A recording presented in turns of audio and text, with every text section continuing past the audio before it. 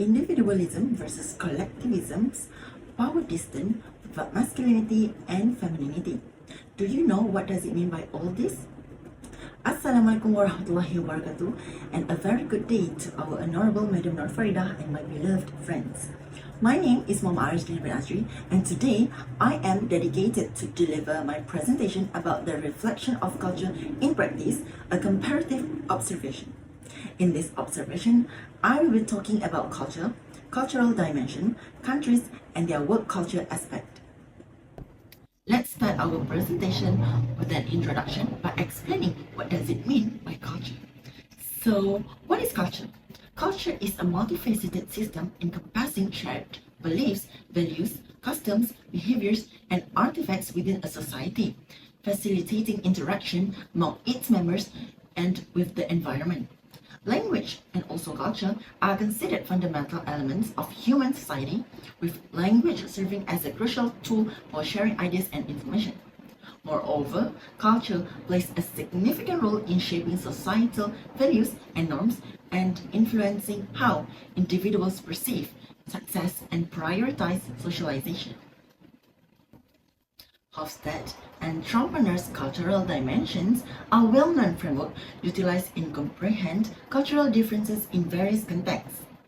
Hofstede cultural dimension theory, established in research conducted in 74 countries, identified 6 dimensions, which are power distance, individualism versus collectivism, masculinity versus femininity, uncertainty avoidance, long-term orientation, and also indulgence versus restraints. This dimension aids in elucidating how cultures vary in terms of values, beliefs, and behaviors, offering a structured approach to analyze and compare cultural traits. On the other hand, Trompener has proposed 7 cultural dimensions that are associated with individualism and power distance, providing additional insight into cultural diversity. His work alongside Hofstede's has played a significant role in shaping cross-cultural studies and providing a framework for understanding how cultural differences influence various aspects of society, such as negotiation styles, organizational behavior, and social media interactions. These two dimensions have helped companies to understand culture when they penetrate foreign markets. For this observation, I have chosen 2 dimensions, which are power distance and individualism versus collectivism. Power distance means the unequal distribution of power between parties and the level of acceptance of that inequality. Meanwhile, individualism describes civilization in which people put their own objective ahead of those of the group, whereas collectivism places a strong emphasis on harmony and collaboration within the collective. Have you ever been to Japan or Mexico? I've never been to Japan or Mexico, and I think it is very interesting to make comparison between these 2 countries in terms of their culture. So, Japan, an island nation in East Asia, boasts a rich history and a harmonious blend of tradition and modernity. Its technological achievement, cultural arts, and culinary delights contribute to its global influence and allure. Mexico, with its rich history, diverse culture, and economic significance, play a multifaceted role on the global stage. Its vibrant cuisine, ancient civilization, and geopolitical dynamics contribute to its prominence. Now, I will make comparison between these countries in terms of their communication style. So, Japan's communication style is deeply rooted in collectivism, emphasizing group harmony and consensus. Japanese communications tend to be implicit and indirect, relying on nonverbal cues and context.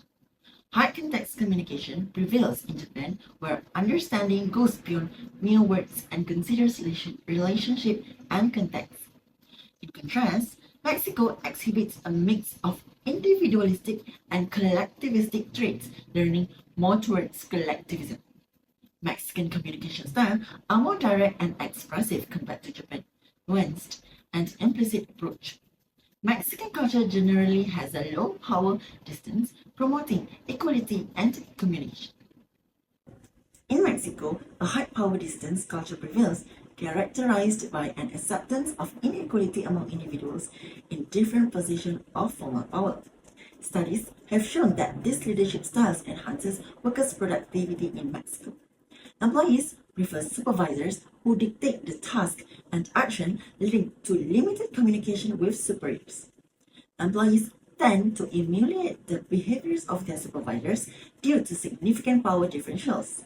The acceptance of inequality reinforces the authority of leaders.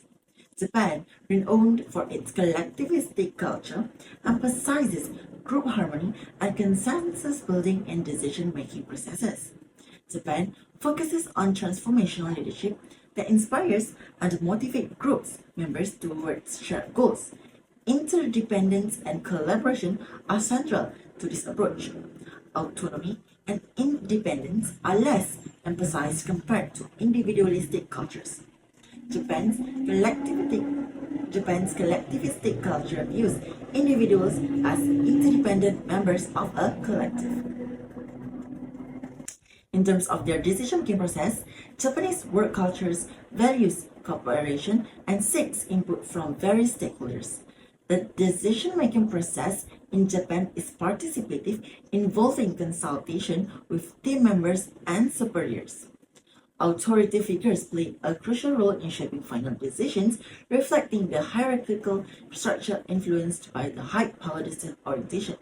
Overall, Japan's collectivist approach fosters collaboration and consensus seeking, prioritizing group welfare over individual autonomy. Mexico exhibits a blend of individualistic and collectivistic tendencies with a lower power distance. Decision-making structures tend to be more hierarchical compared to Japan. Mexican work culture balances individual decision-making with group-oriented approaches. While top-down directives exist, input from team members is valued to achieve consensus. The cultural context in Mexico emphasizes both individual contributions and collective goals. The lower power distance promotes an egalitarian approach, allowing input from various organizational levels. And last one for their reward and incentives.